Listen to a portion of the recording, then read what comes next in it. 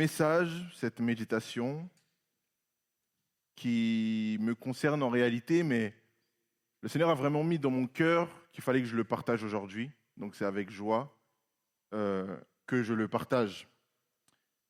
J'aime Jésus parce qu'il m'a aimé le premier. J'aime cette parole qui dit, lui, il est l'égal de Dieu parce qu'il est Dieu depuis toujours. Pourtant, cette égalité, il n'a pas cherché à la garder à tout prix pour lui-même. Est-ce que tu peux me projeter Philippiens 2, verset 6, en parole de vie? Et on va faire cet exercice-là, on va le répéter. C'est un verset que j'ai appris par cœur parce que qu'est-ce qui m'a fait du bien? Qu'est-ce qui m'a fait du bien? Super. On va le répéter tous ensemble. Vous êtes prêts? Lui, il est l'égal de Dieu parce qu'il est Dieu depuis toujours. Pourtant, cette égalité, il n'a pas cherché à la garder à tout prix pour lui. Et vous savez pourquoi il n'a pas cherché à la garder à tout prix? Eh bien, pour toi et pour moi. Pour toi et pour moi. Mes dernières semaines ont été plutôt agitées, moi pour ma part. Et durant ces semaines, je me suis mis à méditer, à me rappeler des bienfaits de Dieu, d'où il m'a sorti, comment j'en suis aujourd'hui ici avec lui. Je me suis rappelé de cet épisode de ma vie où tout était flou, tout était noir, tout était ténébreux. Mais je me suis quand même rappelé que Jésus m'aimait même dans ces moments. Jésus m'aimait même dans ces moments. Et en fait, il m'a toujours aimé. Lorsque j'étais dealer, Jésus m'aimait et il voyait plus qu'un dealer. Lorsque j'étais fornicateur, Jésus m'aimait et il voyait plus qu'un fornicateur. Lorsque je m'apprêtais à être meurtrier, Jésus voyait plus qu'un meurtrier. Il voyait plus.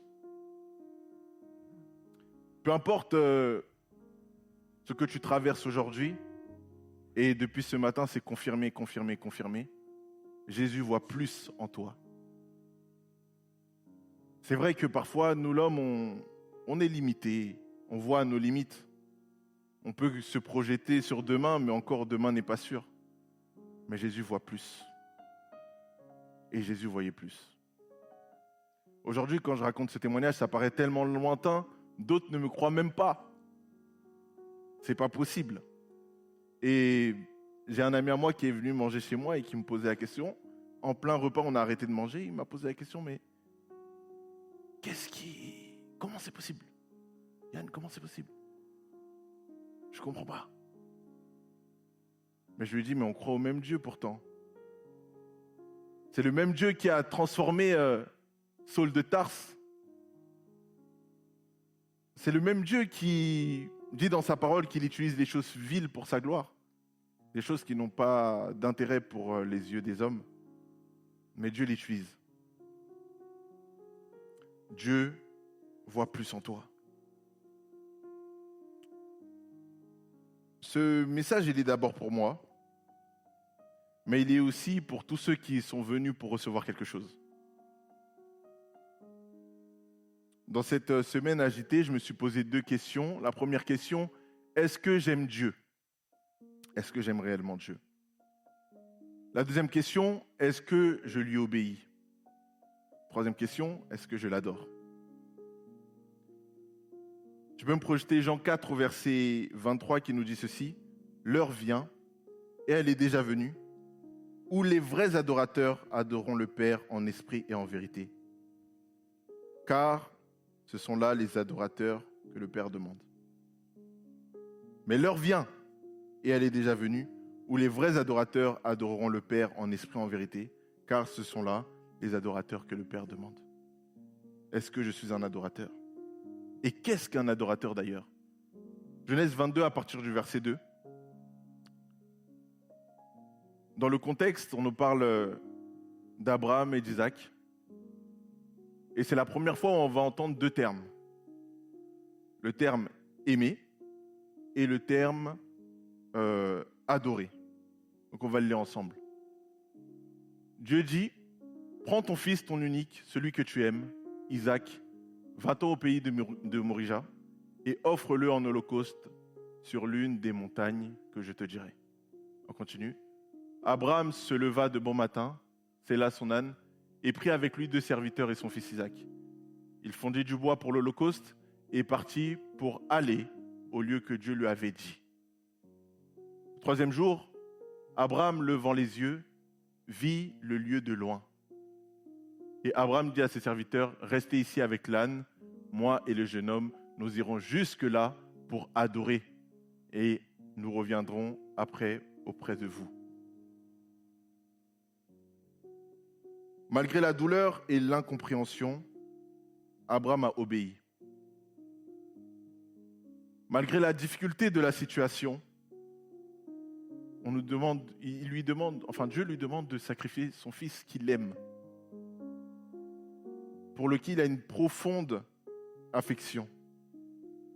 Et malgré ça, Abraham obéit. Ce que j'en ai déduit, c'est que l'adoration n'est pas seulement un style musical ou une posture de prière. L'adoration, c'est obéir à Dieu au détriment de ce que tu aimes. L'adoration, c'est obéir à Dieu au détriment de ce que tu aimes. Et je me suis posé la question, je suis dans quel camp ? Est-ce que je suis dans le camp de ce que le Seigneur demande, c'est-à-dire des adorateurs, des vrais adorateurs, ou alors je suis dans le camp de ce que j'appellerais simplement des faux adorateurs. Ce que Dieu m'a demandé de faire, est-ce que je l'ai fait ? Est-ce que je l'ai fait ? J'aime réellement Dieu, hein ? Et je pense qu'en réalité, j'ai toujours réellement aimé Dieu, même quand je n'étais pas chrétien. Je pense que j'avais un attachement à Dieu que je ne saurais même pas expliquer. Mais j'aimais aussi réellement les choses autour. J'aimais aussi réellement ma réputation. J'aimais aussi réellement les femmes. J'aimais aussi réellement le mensonge. J'aimais aussi réellement la masturbation. J'aimais aussi.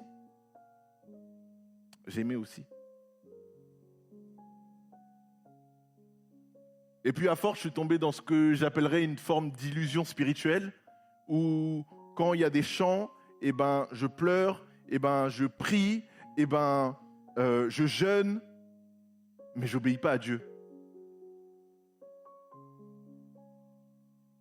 Et je vous assure, avant que j'arrive à la Belle Lumière, je passais du temps dans la prière, je vous assure, mais je n'obéissais pas à Dieu. Quel temps perdu! C'est du temps perdu parce que ce que Dieu te demande de faire, tu ne le fais pas. Dieu demande des adorateurs. Est-ce que nous sommes des adorateurs ? Est-ce que nous sommes des spectateurs ? Est-ce que nous sommes des admirateurs ? Dieu demande des adorateurs. Je vais filer. Je prie sincèrement sans lui obéir. Et Dieu m'a appris quelque chose. Il m'a appris que Dieu ne regardait pas seulement, qu'il ne regardait pas, seulement à tes intentions. Merci au frère Loïc. Tout ce qui a été apporté depuis ce matin confirme seulement le message. Dieu ne regarde pas seulement aux intentions. Dieu regarde aussi si tu vas lui obéir. Et pour ce fait, je vais citer 2 Samuel 6 à partir du verset 6 qu'on va lire ensemble. 2 Samuel 6 à partir du verset 6. Lorsqu'ils furent arrivés à l'ère de Nacon, Uza étendit la main vers l'arche de Dieu et la saisit, parce que les bœufs la faisaient pencher. On continue. La colère de l'Éternel s'enflamma contre Uza, et Dieu le frappa sur place à cause de sa faute.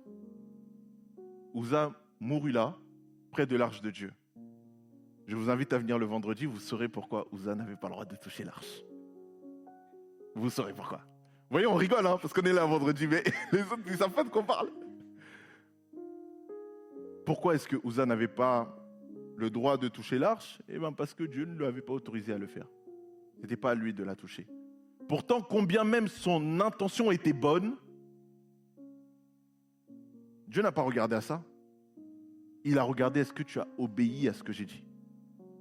Il n'a pas obéi. Et il mourut sur place. Lorsque j'ai lu ça, d'abord, je n'ai rien compris. Je dis, mais c'est une bonne action là. L'arche va tomber. Non. Ce que Dieu demande, c'est l'obéissance. Autre chose, je vais paraphraser rapidement. Le roi Saül est devenu roi par l'obéissance. Et lorsque son père lui a dit d'aller chercher les brebis, il est allé chercher et ensuite s'en est suivi des péripéties. Il a rencontré Samuel, il est devenu roi. Il a aussi perdu sa royauté par la désobéissance. D'accord? C'est à un moment donné où le Seigneur lui a donné des consignes et il ne les a pas respectées. N'est-ce pas? 1 Samuel 15 au verset 11 et ensuite tu peux déjà préparer 1 Samuel 15 verset 22.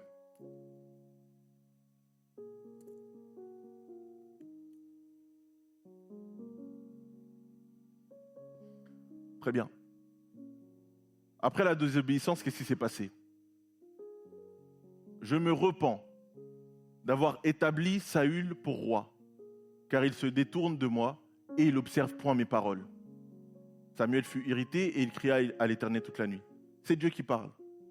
Je me repens pour Saül parce qu'il avait désobéi. On enchaîne tout de suite. 1 Samuel 15 au verset 22. Je surveille l'aiguille. C'est bon. Samuel dit, l'Éternel trouve-t-il du plaisir dans les holocaustes et les sacrifices comme dans l'obéissance à la voix de l'Éternel? Voici, l'obéissance vaut mieux que les sacrifices et l'observation de sa parole vaut mieux que la graisse des béliers. L'obéissance vaut mieux que le sacrifice. J'ai beau passer du temps et moi j'aime l'adoration, je vous assure. Je vous parle du style musical. J'ai beau passer, j'ai beau pleurer. Si je ne fais pas ce que Dieu me demande, on peut continuer s'il te plaît? Juste le verset d'après. Car la désobéissance est aussi coupable que la divination. Et la résistance ne l'est pas moins que l'idolâtrie et les théraphim. Puisque tu as rejeté la parole de l'Éternel, il te rejette aussi comme roi. Waouh! Et s'ensuit plein de péripéties, je vous invite à lire. Je vous incite à le lire. Dieu te demande d'être adorateur ce matin. Dieu me demande d'être adorateur. Dieu me demande d'être adorateur. D'obéir à sa parole. Le 4 nous rappelle, tu adoreras et tu serviras Dieu lui seul. D'abord, c'est l'action d'adorer et ensuite de servir. Pour être un serviteur efficace, il faudrait être un adorateur, en esprit, en vérité. Le problème ici, c'est qui? Le problème ici, c'est Saül qui a désobéi. Joseph a obéi et il a fini par sauver sa famille. On a Noé aussi qui a obéi et qui a fini par sauver sa famille. Et surtout, celui qui a obéi, c'est Jésus. Et par la désobéissance, le péché est rentré dans le monde et par l'obéissance, le salut est rentré dans le monde. Par l'obéissance d'un seul, le salut est rentré. Par le péché d'Adam, le péché est rentré. Par l'obéissance de Jésus-Christ, le salut est rentré à tous ceux qui le reçoivent. Et nous, comme nous sommes des disciples, eh ben notre obéissance aussi doit peser dans la balance. Mon plus gros témoignage, eh ben ils sont juste ici. C'est ma famille. Je n'aurais jamais imaginé qu'en obéissant à la parole de Dieu, en obéissant à ce que Dieu m'avait demandé de faire, eh ben Dora se serait baptisée. Ma mère se serait baptisée. Chloé se serait baptisée. Et ça a continué encore. Yannick encore s'est baptisé. Lauriane encore s'est baptisée. Et tout ça, on n'a pas vu la gloire de Dieu? Moi, en tout cas, je l'ai vu dans ma vie. Et c'est mon plus gros témoignage. Par l'obéissance, tu sors ta famille. tu sors ta famille de la boue par l'obéissance. D'un seul, le salut est rentré, par ton obéissance. Vous ne savez pas, mais peut-être que les gens de votre famille attendent juste votre obéissance. Juste ce que Dieu vous a demandé de faire. Peut-être qu'ils ne le disent pas, peut-être qu'eux-mêmes ne le savent pas, mais parce que vous avez obéi, ils vont vous suivre. Et ils vont aller vers Jésus à cause de vous. Je cours. Jésus a fait rentrer le salut par l'obéissance. Mais à quel prix? Ben nous parlait la semaine dernière de souffrance. Et lorsque tu obéis à Dieu, il y a beaucoup de souffrance, beaucoup de solitude et beaucoup de questionnements. C'est normal, Jésus ne nous l'a pas caché. Mais les fruits sont là. Hier, j'étais avec ma grande sœur, il y a Nadia, et elle me disait, mais c'est à cause de toi qu'on est tous ici à la Belle Aumière. Non, c'est faux. C'est à cause de Dieu, mais parce que j'ai obéi. Parce que j'ai obéi. C'est dur. J'ai grandi dans un quartier où il faut répondre. Hein. Quand on te propose un tête-à-tête, il faut répondre. Hein. Il faut y aller. Hein. Tu n'as pas le droit de refuser. Tu n'as pas le droit de refuser. Et lorsque j'ai donné ma vie à Christ, mais waouh, les persécutions, c'est là où tout le monde me cherche. C'est là où tout le monde me cherche. C'est là où tout le monde me cherche. Et ce jour-là, on m'a proposé un tête-à-tête, j'étais en jeûne en plus, et j'ai refusé. Je suis rentré dans ma voiture et j'ai pleuré. Le brisement à l'intérieur de moi, je l'ai senti, mais vraiment, je me suis senti comme lâche en fait. Et Dieu m'a dit, regarde, je vais te justifier. Au bout de quelques semaines, je vois à la télé des mouvements et tout, machin, le Premier ministre prend la parole, ou je sais pas, qui vire la famille de la personne en question. J'ai été stupéfait. J'étais stupéfait parce que j'ai décidé d'obéir. On tolère le péché, malheureusement. On le tolère. On tolère, malheureusement, nos cœurs mauvais. On n'a plus le réflexe de se taper la poitrine lorsqu'on pêche. On tolère le péché. Renonçons au péché. Ce que Jésus te demande ce matin, c'est de laisser le péché. Ce que tu aimes, c'est le péché. Ce que nous aimons, c'est le péché. Ne nous le cachons pas. Lorsqu'on est assis ici, on demande pardon pour les péchés, parfois les mêmes. Hein? Mais ce matin, laisse ça à Jésus. On prie, on jeûne. On loue, on danse. Mais obéissons aussi.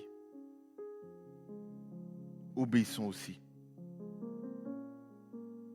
La Bible nous dit de faire des nations des disciples. Mais Jésus, vous savez qu'il parlait à des gens qui sont restés 3 ans avec lui quand même. Et nous avons du mal à venir 2 fois dans la semaine à l'église. Vendredi et dimanche. Jésus parlait à des gens pendant 3 ans qui ont cheminé avec lui. Accrochons-nous à l'enseignement. Essayons de comprendre, d'apprendre, de transmettre. Enfin, je cours, donc je vais vite à ma conclusion. Que dois-je faire? Accepter le plan de Dieu et se mettre en marche. Deuxième point, ce que Dieu t'a demandé, fais-le peu importe ce que pensent les gens. Un jeune avec qui je suis resté jusqu'à minuit 30 me disait, Yann, je ressens quelque chose dans mon cœur, le Saint-Esprit me dit de faire, mais qu'est-ce que je dois faire? Mais fais-le, qu'est-ce que tu veux que je te dise? Fais-le. Mais les gens vont penser que les gens ne sont pas morts à la croix pour toi. C'est Jésus qui est mort à la croix pour toi. C'est lui qui a payé le prix. Peu importe. Aujourd'hui, je ne suis même pas sûr, même des gens les plus proches de moi, est-ce qu'ils seront capables de donner leur vie pour moi? Jésus, il l'a fait. Alors laisse ça. Laisse les questions des autres. Suis Jésus. Enfin, je vais terminer vite. J'ai perdu mes notes. Bon. Alléluia.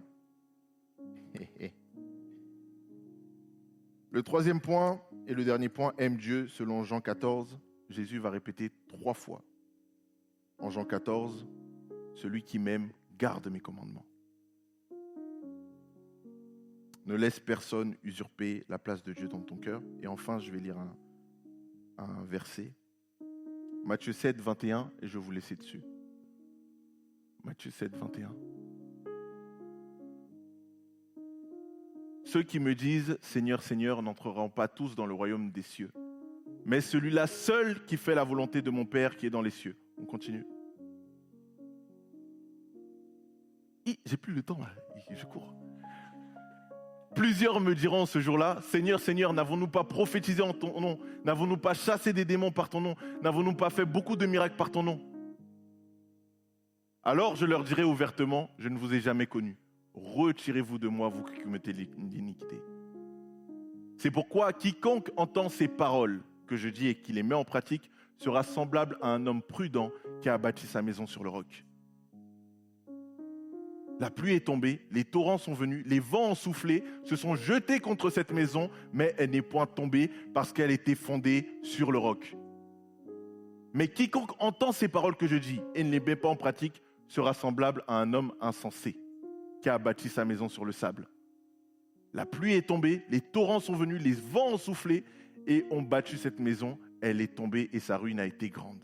Amen. Je vous le laisse dans le nom précieux de notre Seigneur Jésus-Christ.